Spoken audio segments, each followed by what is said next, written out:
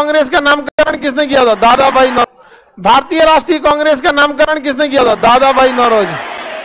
अंग्रेजों ने इसकी स्थापना एक सुरक्षा वाल्व के रूप में किया था।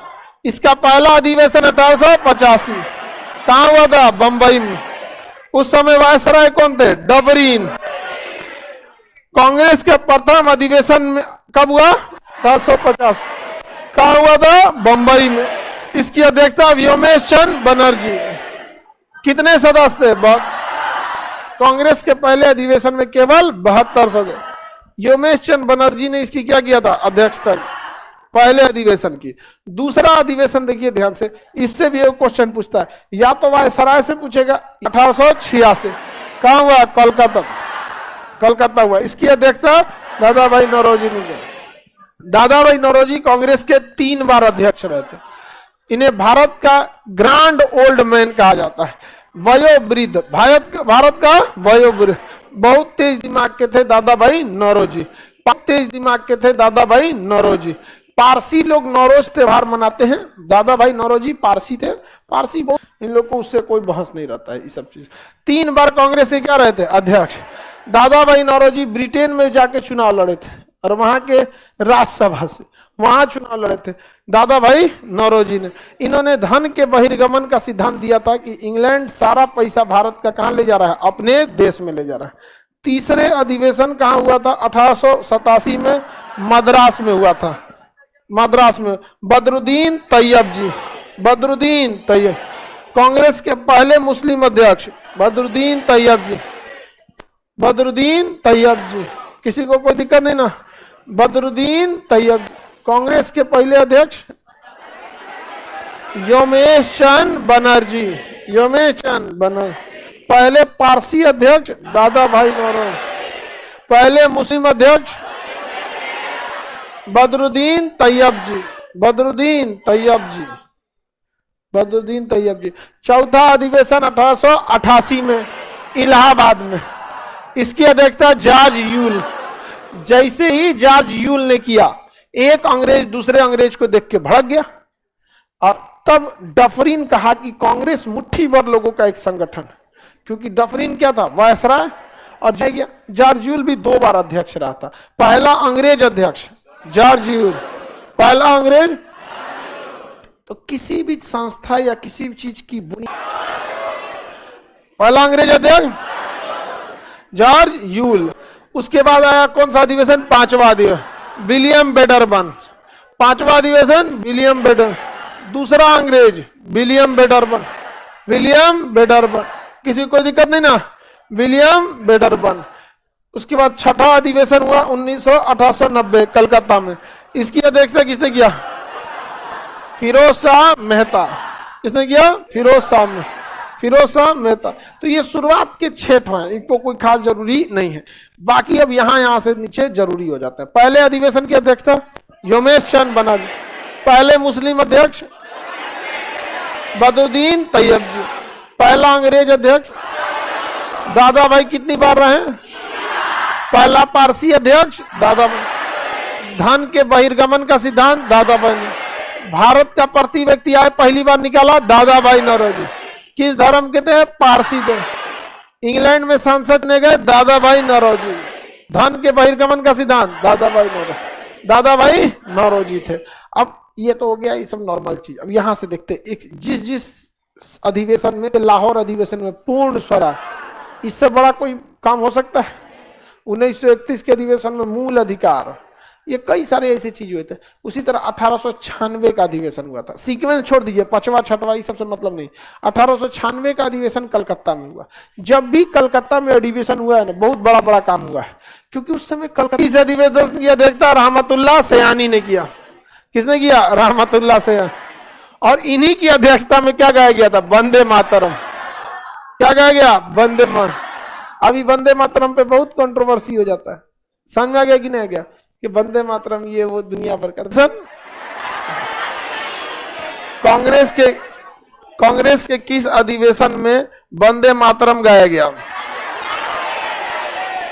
96 का कलकत्ता अधिवेशन। 96 का कलकत्ता।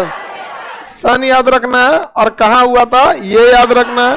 और कौन सा विशेष काम हुआ था ये याद रखना, और किसकी अध्यक्षता में हुआ। 4 चीज आपको याद रखना है। अच्छा उसके आगे क्या देखते हैं। पहले मुस्लिम अध्यक्ष, हाँ बदरुद्दीन तैयब। पहले पारसी अध्यक्ष दादा भाई नौरोजी। कितनी बार अध्यक्ष बने? 3 बार अध्यक्ष बने थे। पहला अंग्रेज अध्यक्ष जॉर्ज जी। पहले अध्यक्ष योमेश चंद बनर्जी। कांग्रेस की स्थापना की गोखले ने किया। महात्मा गांधी के गुरु का नाम गोपाल कृष्ण। इन्होंने ही महात्मा गांधी को 1 साल तक विद्यार्थी जीवन जीने के लिए सलाह दिया था। इनसे महात्मा गांधी की मुलाकात अफ्रीका में हुई थी। इस अधिवेशन में स्वदेशी आंदोलन का प्रस्ताव पारित किया गया। आपको याद होगा 1905 में बंगाल विभाजन के फलस्वरूप कलकत्ता के टाउन हॉल से स्वदेशी आंदोलन चलाया गया था, जिसमें विदेशी वस्त्रों को जला दिया गया था। याद है? विदेशी वस्त्रों को जलाने का विरोध रविन्द्रनाथ टैगोर ने किया था। पढ़ा दिए थे कि नहीं पढ़ा दे? तो स्वदेशी आंदोलन कहां पारित हुआ था? 5 के बनारस अधिवेशन में कौन सा प्रस्ताव पारित हुआ? स्वदेशी। अध्यक्षता किसने किया? गोपाल कृष्ण 1906 में अधिवेशन कलकत्ता में हुआ। 1906 का अधिवेशन कलकत्ता में, 1905 का बनारस। ये दोनों बहुत कंफ्यूज हो जाता है क्योंकि मिलता जुलता चीज पारित होगा। इसकी अध्यक्षता दादा भाई नौरोजी। दादा भाई ने कुल कितनी बार अध्यक्षता किया? 3। ग्रांड ओल्ड मैन किसे कहा? वयोवृद्ध व्यक्ति दादा भाई। धन के बहिर्गमन का सिद्धांत दादा भाई नौरोजी ने। दादा भाई नौरोजी बहुत विद्वान व्यक्ति थे। इंग्लैंड में जाके चुनाव लड़े थे दादा भाई नौरोजी ने। तो दादा भाई नौरोजी की अध्यक्षता में किया गया था। इसमें क्या लक्ष्य रखा गया? स्वराज को अपनाना है। ध्यान से समझिए, स्वराज को क्या करना है? अपनाना है। यानी स्वराज शब्द का प्रयोग, स्वराज शब्द पारित हुआ किसके समय?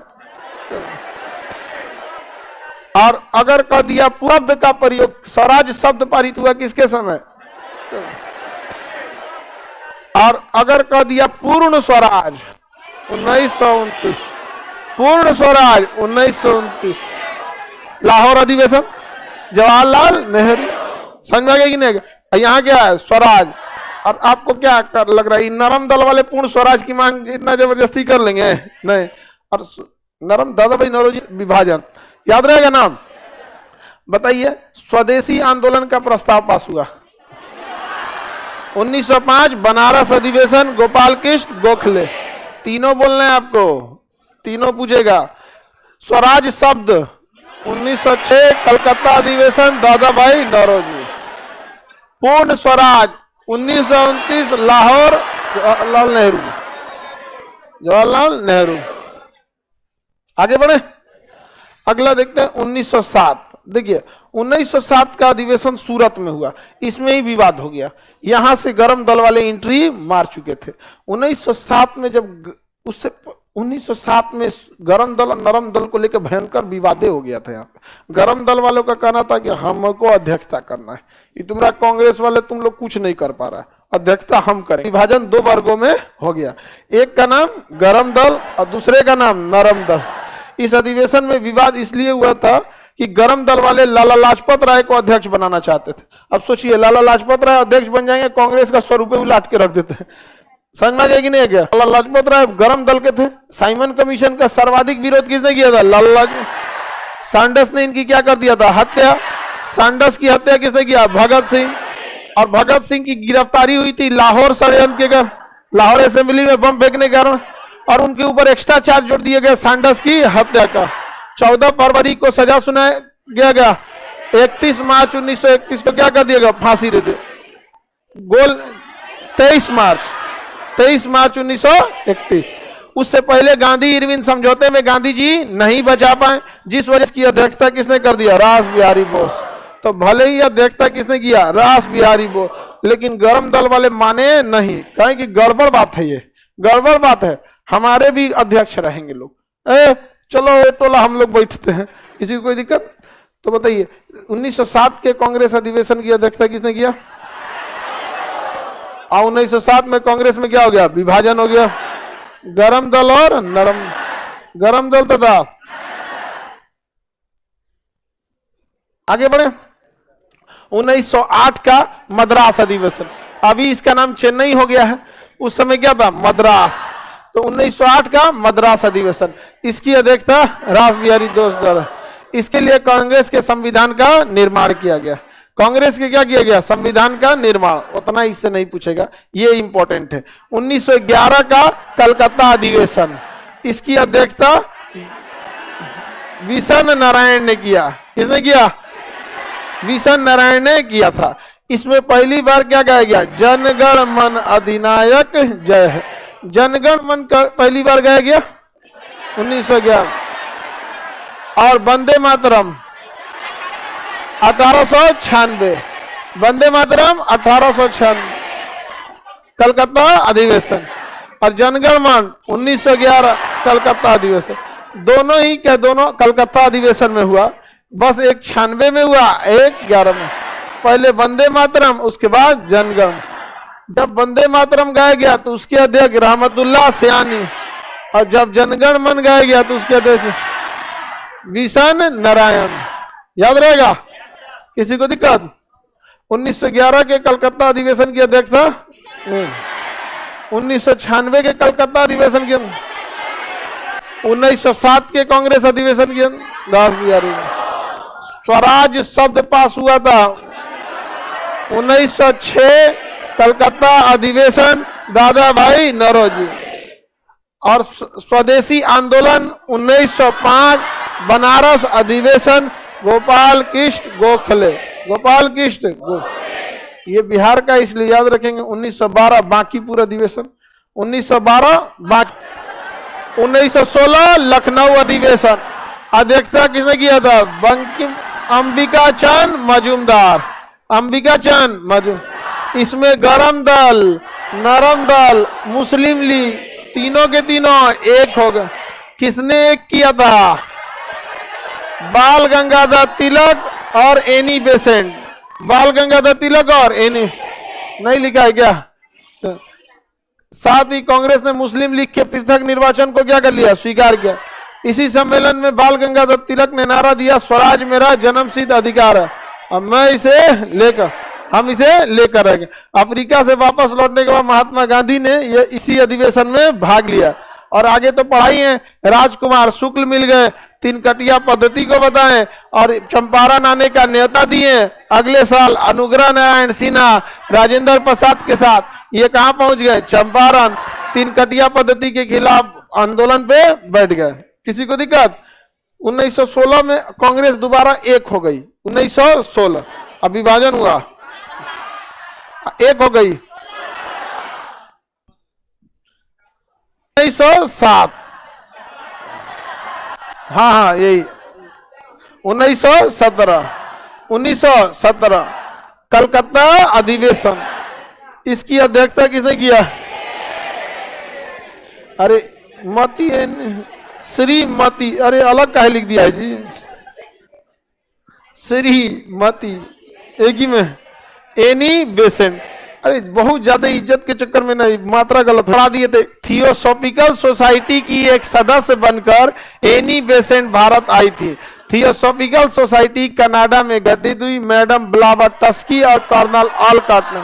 इसका आगे चल के मुख्यालय चेन्नई के पास अडियार में बना दिया गया। एनी बेसेंट ने ही आगे जाकर होम रूल आंदोलन किया था, जो उतना ज्यादा सफल नहीं हुआ।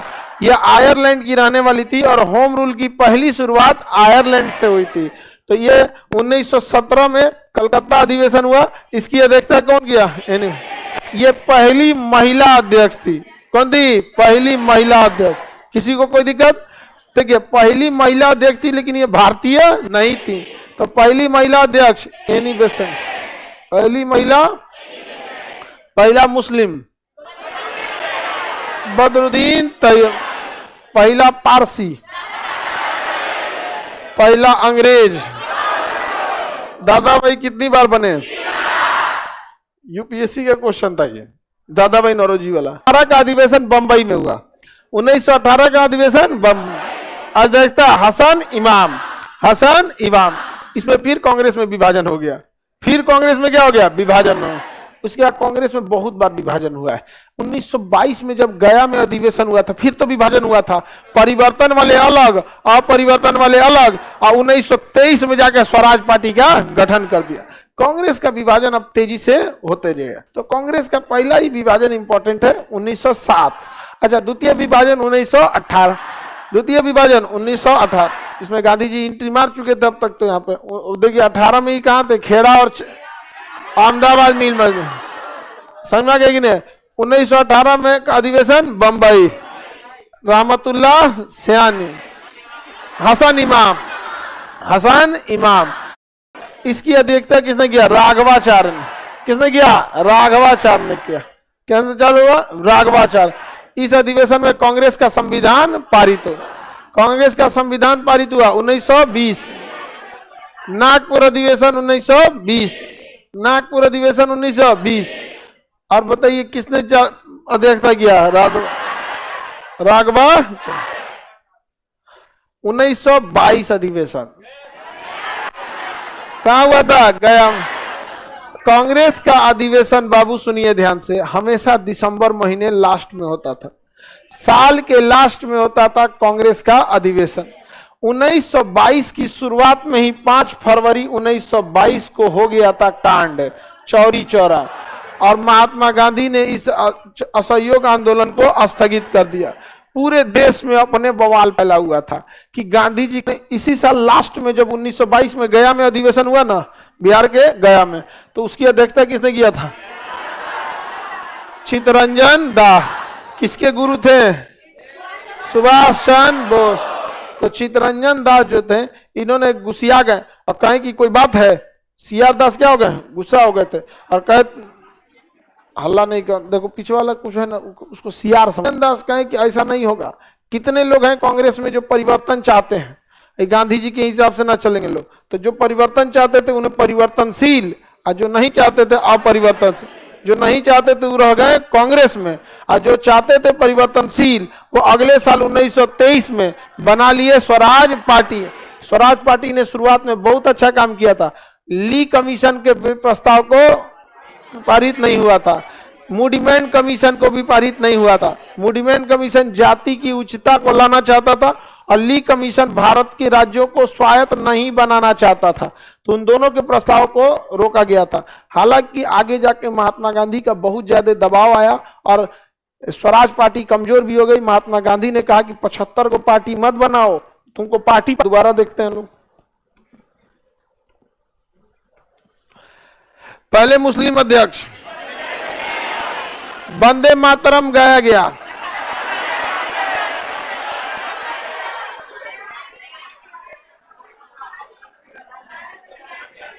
(1896) कलकत्ता, रहमतुल्लाह सयानी, रहमतुल्लाह सयानी। जनगण मन 1911 कलकत्ता अधिवेशन, बिशन नारायण दास, बिशन नारायण, याद रहेगा ना। स्वराज शब्द, अरे पूरा बोलो लोग, स्वराज शब्द बोलो। अध्यक्षता ठीक है। 1906 बनारस अधिवेशन, गोपाल कृष्ण गोखले। स्वदेशी आंदोलन 1905, दादा भाई गोपाल कृष्ण गोखले। कहाँ के अधिवेशन, अरे वो तो गड़बड़ बोल दिए जी, गड़बड़ बोल दिए, हम झूठे बोल दिए कि पढ़ रही, गड़बड़ बोल दिए हम। सूरत अधिवेशन की अध्यक्षता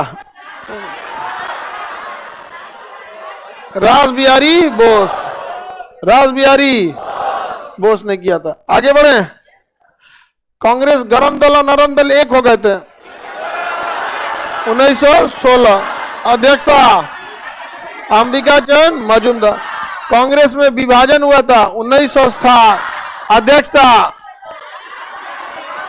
रास बिहारी बोस। कहां पर, सूरत में।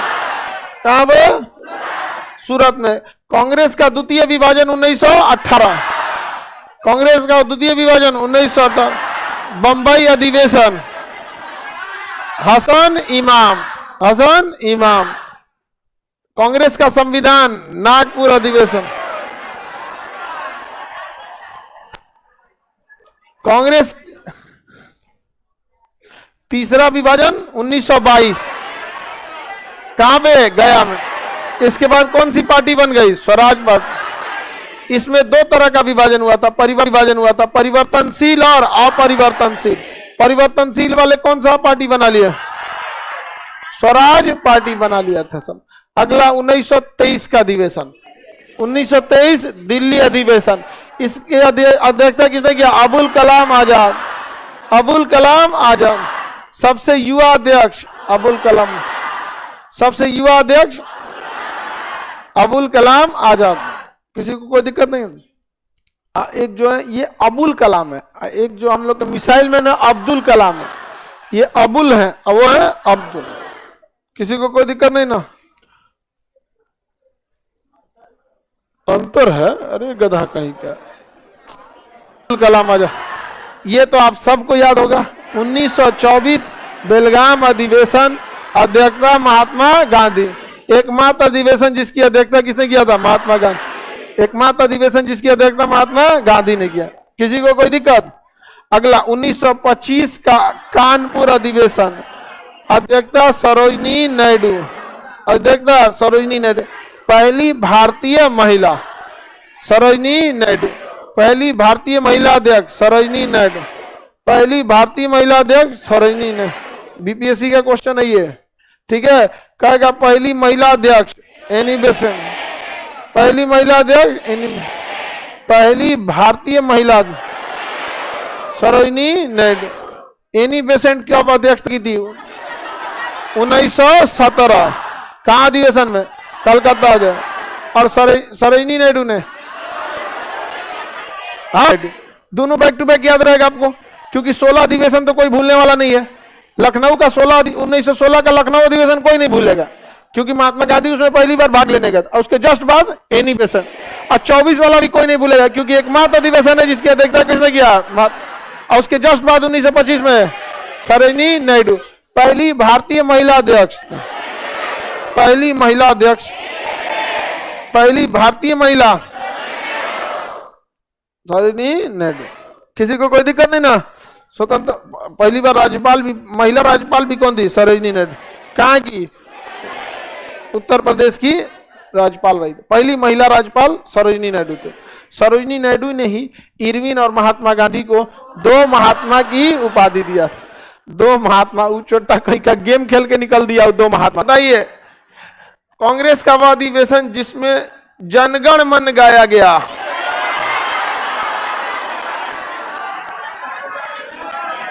देख गधा कहीं का। अधिवेशन 1911, अध्यक्षता विशन नारायण, शहर का नाम, उसके बाद सन, उसके बाद अध्यक्ष विशन नारायण। याद रहेगा? विशन नारायण ने किया था। पहली भारतीय महिला अध्यक्ष, पहली महिला अध्यक्ष, पहली मुस्लिम अध्यक्ष आपका बाबू 1926 का गुवाहाटी अधिवेशन, 1926 का गुवाहाटी अधिवेशन। इस अधिवेशन की अध्यक्षता श्रीनिवास आयंगर ने, श्रीनिवास आयंगर। इसमें भारतीयों के लिए, ताकि भारतीय उद्योग बढ़ सके, इसके लिए कह दिया गया कि कांग्रेस के सभी सदस्य खादी वस्त्र के कपड़े पहनेंगे। कैसे कपड़े पहनेंगे? खादी वस्त्र के, ताकि भारतीयों में जागरूकता फैले। जब लीडर किसी चीज को, एक बार पीछे की ओर चले, 1925 के कानपुर अधिवेशन की अध्यक्षता सरोजिनी ने, बेलगाम अधिवेशन 24, दिल्ली अधिवेशन 1923, अबुल कलाम आजाद, सबसे युवा अध्यक्ष, पहले मुस्लिम अध्यक्ष, गया अधिवेशन 1922, सीआर दास। इसमें भी कांग्रेस का विभाजन हुआ था, परिवर्तन मंडल, अपरिवर्तन मंडल। समझ में आ गया? नागपुर अधिवेशन 1920, नागपुर अधिवेशन 1920 आगे बचा। क्या चीज पारित हुआ था? कांग्रेस का संविधान। बंबई अधिवेशन 1918, हसन इमाम, कांग्रेस का द्वितीय विभाजन, कांग्रेस का द्वितीय, याद रहेगा, कांग्रेस का द्वितीय विभाजन। कलकत्ता अधिवेशन 1917, एनी बेसेंट। लखनऊ अधिवेशन 1916, अंबिका चंद मजूमदार। देख के उधर मत बोलो, रिवीजन के तौर पे बोलो। बांकीपुर 1912, माधोलकर। कलकत्ता अधिवेशन 1911, विशन नारायण। मद्रास अधिवेशन 1908, यहां कांग्रेस का संविधान का निर्माण, कांग्रेस के संविधान का निर्माण किया गया था। और यहां क्या किया गया था? संविधान पारित। तो 1920 में संविधान क्या हो गया? पारित। कौन अधिवेशन? नागपुर अधिवेशन, राघवाचार्य। और 1908 में मद्रास में क्या हुआ था? संविधान निर्माण। 1907 का सूरत अधिवेशन, रास बिहारी बोस। कांग्रेस का पहला विभाजन 1907, गरम दल और नरम दल। कलकत्ता अधिवेशन 1916, दादा भाई नौरोजी। स्वराज शब्द क्या हुआ था? स्वराज शब्द का प्रयोग हुआ था। बनारस अधिवेशन 1905, 1905। स्वदेशी आंदोलन 1896 का कलकत्ता अधिवेशन। रहमतुल्लाह सयानी, रहमतुल्लाह सयानी। कोई दिक्कत? चलिए अब आगे देखते हैं हम लोग। 1929 का लाहौर अधिवेशन सबको याद है। अध्यक्षता जवाहरलाल नेहरू। 1929 के लाहौर अधिवेशन की अध्यक्षता जवाहरलाल नेहरू। 1929 की लाहौर अधिवेशन की अध्यक्षता जवाहरलाल नेहरू। इसमें इन्होंने क्या प्रस्ताव रखा था? पूर्ण स्वराज, पूर्ण स्वराज। रावी नदी के तट पर इन्होंने एक तिरंगा लहराया था, रावी नदी के तट पर तिरंगा लहराया था। और किस चीज की मांग रखी थी? हाँ, पूर्ण स्वराज को रखा गया था। अब समझिए ध्यान से, कांग्रेस का अमूमन अधिवेशन जो होता था वो दिसंबर में होता था। कब होता था? दिसंबर। तो दिसंबर 1929 को पूर्ण स्वराज की मांग करी गई। 1929 को कहा गया, कौन अधिवेशन में? लाहौर अधिवेशन में। जवाहरलाल नेहरू ने कह दिया कि अब हमें क्या चाहिए? पूर्ण स्वराज। अब हम होलसेल में काम करेंगे, छोटा मोटा नहीं चाहिए। जनवरी का महीना आ रहा है। कौन सा महीना आ रहा है? जनवरी। तो ये बताइए, जनवरी का जो महीना आ रहा है, तो जनवरी आएगा तो साल तो बदल जाएगा, 1930 हो जाएगा। साल तो बदल नहीं, जनवरी का जो आखिरी संडे होगा, आगामी जनवरी 1930 का जो अंतिम रविवार होगा, उसी दिन सब लोग छुट्टी का दिन रहेगा और हम सब घर घर तिरंगा लगाएंगे। लोग क्या लगाएंगे? घर घर तिरंगा। ये तिरंगा कब लगा दिए थे? लाहौर अधिवेशन 1930। अभी मोदी जी लाए ना घर घर तिरंगा। बानरी सेना भी कहीं कहीं हो जाती है। ठीक है, कह रही है। चुड़ैलों का दावा कहाँ था? पेरिस। कहाँ हुआ था? पेरिस में था। आगे बढ़ जाए। हो रहा है, बृहस्पतिवार पड़ रहा। ओ कोई बात नहीं, इस बार भी संडे नहीं पड़ रहा। तो लास्ट संडे को क्या बना दिया? घर घर तिरंगा। और कहा गया कि आज से आप लोग तिरंगा लहराइए और अपने आप को स्वाधीन घोषित कर दीजिए। कह दीजिए स्वाधीनता। स्वाधीनता मतलब हम लोग अब ऑटोनोमस है, अब हमारे ऊपर किसी का शासन नहीं है। तो हम लोगों ने इस बार थर्सडे को दिवस मनाने की बात किसने कर दी? जवाहरलाल नेहरू। और खुद झंडा कब लाया है? 1929। और घर घर तिरंगा 26 जनवरी 1900 स्वाधीनता दिवस के रूप में मनाने के लिए कह दिया।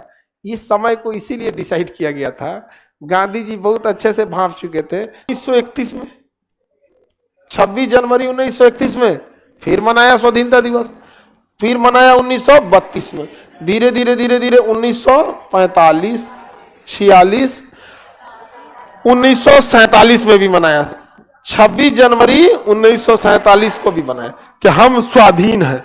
हम क्या हैं? स्वाधीन। तब तक इसी साल हम लोग आजाद हो गए, इसी साल हम लोग क्या हो गए? आजाद हो गए। और जो आजादी मिला 15 अगस्त को, आजादी मिला कब? 15 अगस्त। 15 अगस्त को क्या मिल गया? आजादी। तो हम लोग स्वतंत्रता दिवस कब मनाने लगे? 15 अगस्त 1947 को हम क्या मनाने लगे? स्वतंत्रता। तो ये तो एक अलग चीज है, स्वतंत्रता दिवस। लेकिन हम किसके अंडर में रहेंगे? स्वतंत्र होने के बाद भी हम संसद के अंडर में रहें, सुप्रीम कोर्ट के अंडर में रहें, मंत्री के अंडर में रहें कि अंग्रेजों के अंडर में रहें, हम अभी भी डिसाइड नहीं थे। तो फिर भी हम लोग यही कहे कि ये हमारा है स्वतंत्रता दिवस, कि अंग्रेजों से तो एटलीस्ट आजादी मिल गई। लेकिन हम किसके अधीन है ये नहीं पता, किसके अधीन है नहीं पता। हुआ 1948 में नहीं बना, बन के तैयार हुआ 1949 में। कब तैयार हुआ? 26 नवंबर 1949। 26 नवंबर 1949 इस दिन हम संविधान दिवस मनाते हैं। क्या मनाते हैं? संविधान। अब हो गया हम लोग के बीच में गड़बड़। 26 जनवरी को हम मनाते थे स्वाधीनता दिवस। इसका तो मतलब समझ में आता है आजादी का। जब संविधान दिवस आ जाएगा तो हम हो जाएंगे संविधान के कंट्रोल में। हम किसके कंट्रोल में हो जाएंगे सर? तब हम ये थोड़ी कहेंगे कि हम अपने अधीन है। तब तो 26 जनवरी के काम है 1949 तक, इस दिन तक तो मनाए थे ना हम लोग। संविधान बन के तैयार हो गया 26 नवंबर 1949। अगर हम इसी दिन संविधान लागू कर देते ना तो 26 जनवरी का काम खत्म हो गया रहता, क्योंकि 26 नवंबर 1949 अगर हम इसी दिन संविधान लागू कर देते ना तो 26 जनवरी का काम खत्म हो गया रहता, क्योंकि फिर हमारे लिए एक संविधान दिवस होता और एक हो जाता हमारे लिए स्वतंत्रता दिवस। क्योंकि फिर हम तो स्वाधीन रह ही नहीं जाते ना, हम किसके अधीन हो जाते? संविधान। तो डिसाइड किया गया कि जब इतना दिन रुकिए गए हैं तो 2 महीना और रुकने में क्या जा रहा है? दोनों दिन में एक के दिन फिक्स कर दो, दोनों दिन में एक के दिन। तो नवंबर से 1 महीना रुकेंगे दिसंबर, और दिसंबर से 1 महीना रुकेंगे जनवरी। तो 26 जनवरी 1950 जानबूझ के संविधान को लेट लागू किया गया। क्या किया गया? लेट, ताकि वह स्वाधीनता दिवस के दिन ओवरलैप हो जाए। क्या हो जाए? ओवरलैप। और उस दिन से कह दिया गया हम लोग गणतंत्र हैं, यानी हमारे यहाँ राष्ट्रपति, संविधान यही सब चलेगा, बाकी स्वाधीन हम लोग नहीं रह गए। तो हम लोग उस दिन में बच सके, ऐतिहासिक इसलिए 2 महीना लेट से क्या चालू किया? संविधान को लागू किए थे, वरना बन के तो रेडी बहुत पहले हो गया था। समझ में आ गया कि नहीं आ गया? आगे बढ़ जाए। संविधान दिवस कब मनाया जाता है? 26 नवंबर को मनाया जाता है। लेकिन रेडी कब हो गया था? 26 नवंबर 1949। आप बताइए, अगर उसी दिन लागू कर देता तो क्या हम स्वाधीन रह जाते? स्वाधीनता दिवस से खत्म हो जाता। अब किसी त्योहार को आप इतने समय से मना रहे हैं, 1900 पूर्ण स्वराज की मांग, सविनय अवज्ञा आंदोलन भी चलाया गया था इसी में ना चलाया गया सविनय अवज्ञा आंदोलन। आगे बढ़े।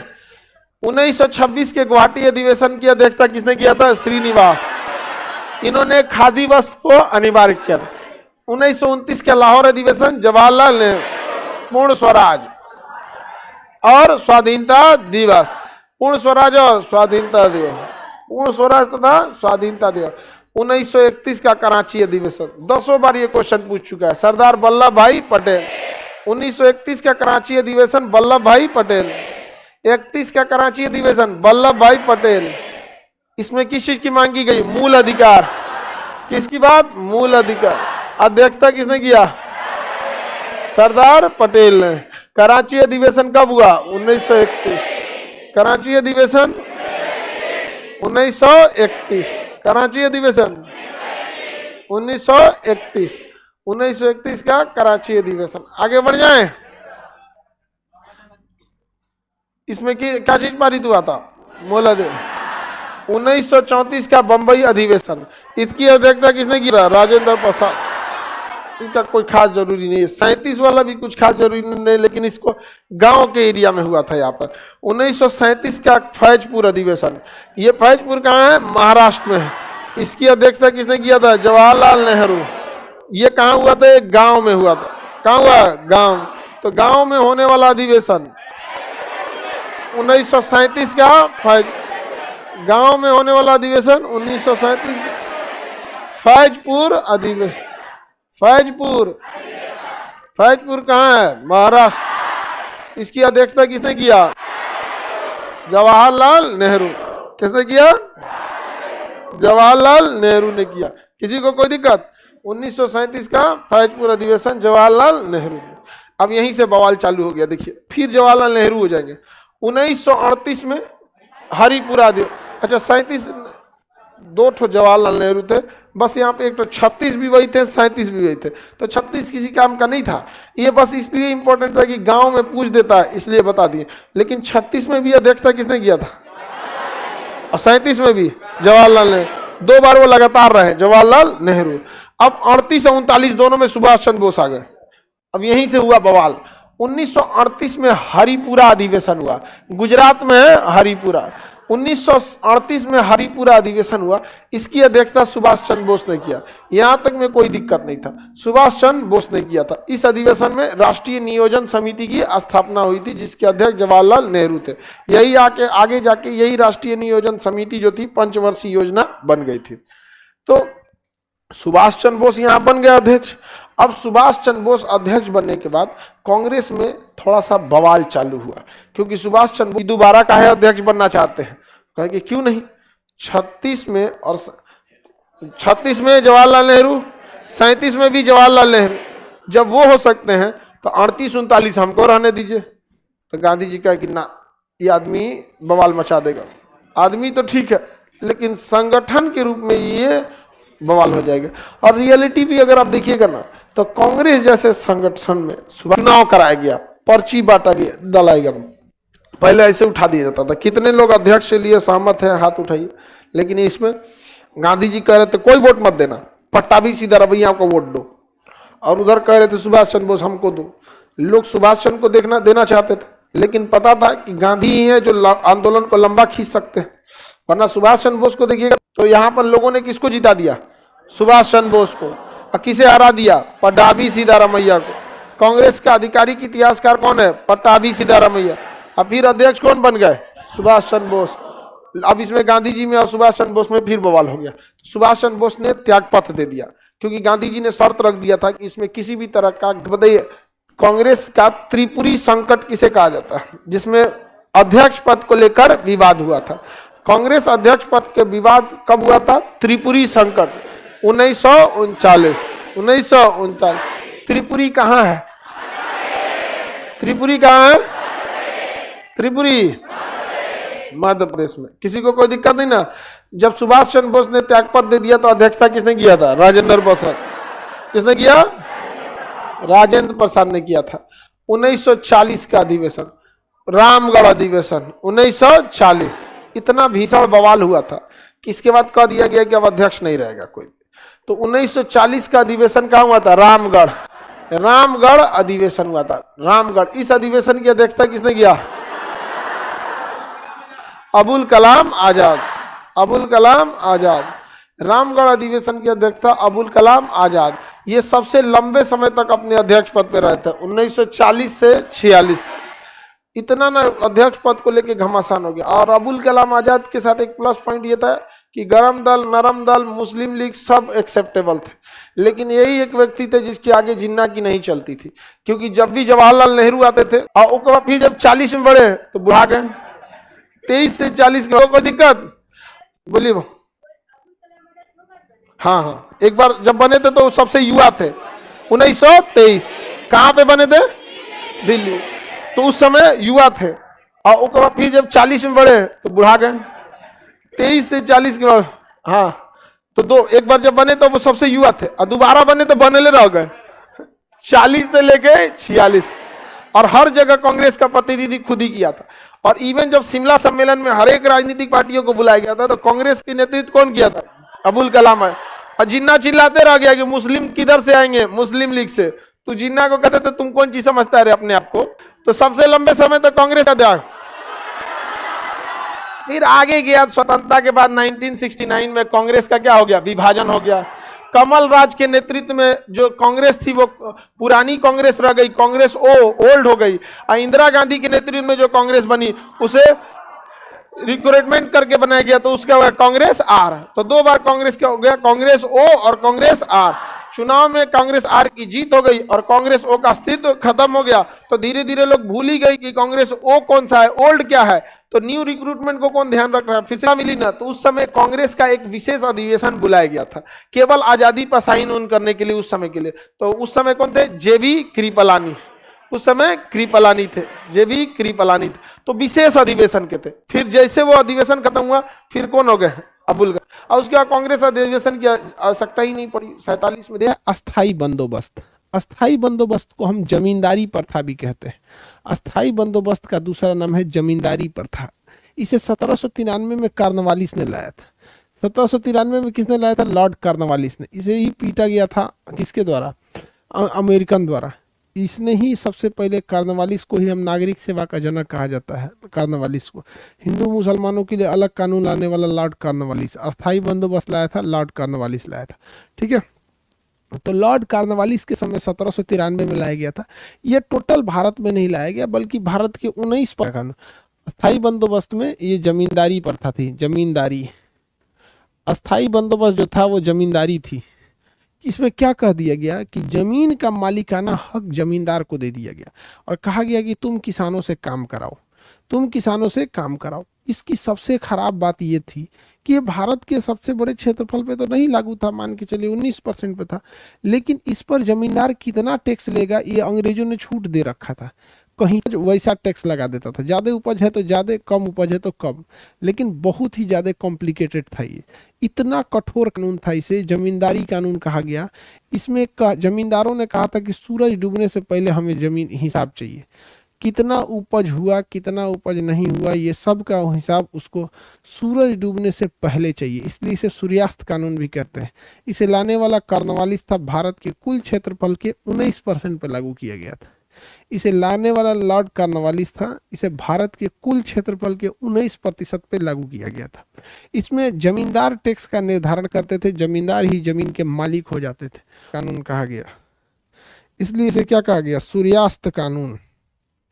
इसलिए इसे सूर्यास्त कानून कहा गया, इसलिए इसे सूर्यास्त कानून के नाम से भी जाना जाता है।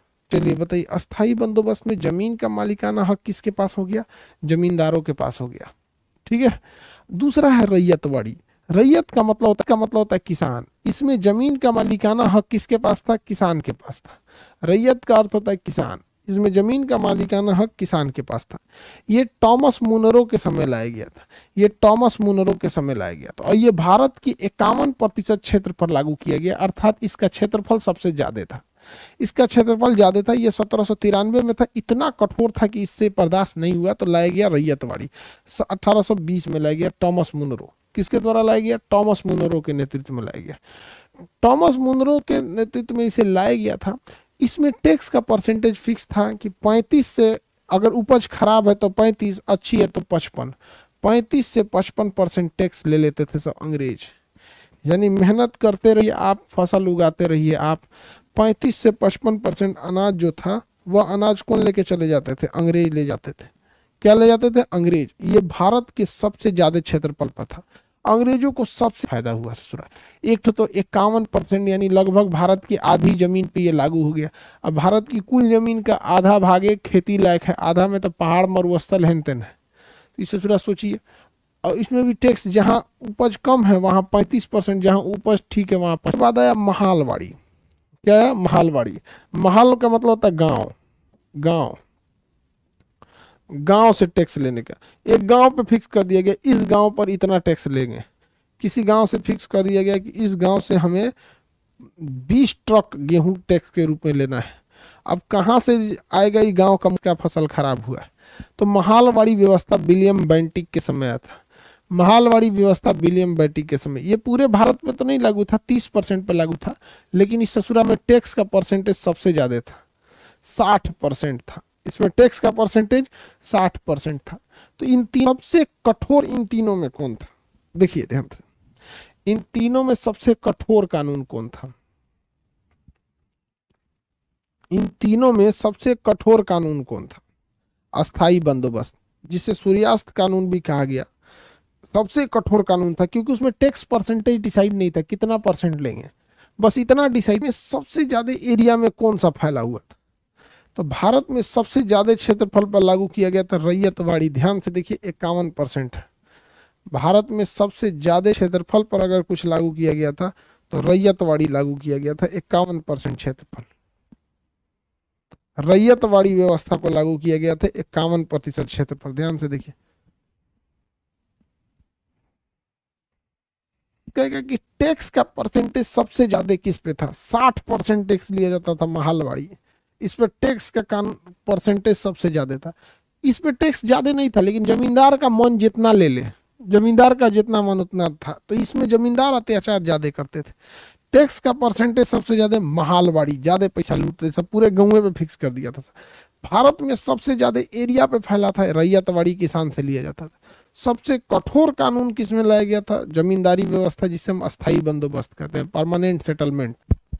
गांव पर पूरा टैक्स डिसाइड होता था, उसे क्या कहा गया, पूरे गांव पर टैक्स डिसाइड हो जाता था। महलवाड़ी किसानों से डायरेक्ट लिया जाता था, डायरेक्ट किसानों से जब लिया जाता था, रैयतवाड़ी व्यवस्था। जब किसानों से डायरेक्ट लिया जाता था तो उसे कहा गया था रैयतवाड़ी व्यवस्था। डायरेक्ट किसानों से लिया गया तो रैयतवाड़ी व्यवस्था।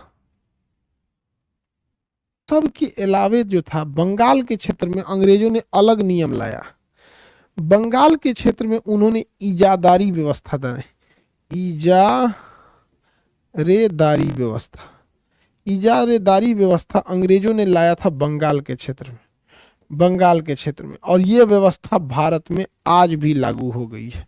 अंग्रेजों की ये व्यवस्था आज भी है। ये बोली लगाने की, ऑक्शन व्यवस्था, बोली लगाना, बोली लगाना, ये जो किसानों से टैक्स लिया जाता था। सबसे कठोर कानून कौन था, अस्थाई बंदोबस्त। भारत के 19% क्षेत्र पर लॉर्ड कॉर्नवालिस ने लगाया था। लॉर्ड कॉर्नवालिस ने इसे लगाया था। इसमें टैक्स का कोई निश्चित बंटवारा नहीं किया गया था। जितना टैक्स जमींदार वसूलता था उसका 11 टुकड़े किए जाते थे। उस 11 भाग में से 10 भाग अंग्रेजों को दिया जाता था और 11 भाग में से एक भाग जो किसे दिया जाता था, भारतीयों को दिया जाता था। समझ में आ गया।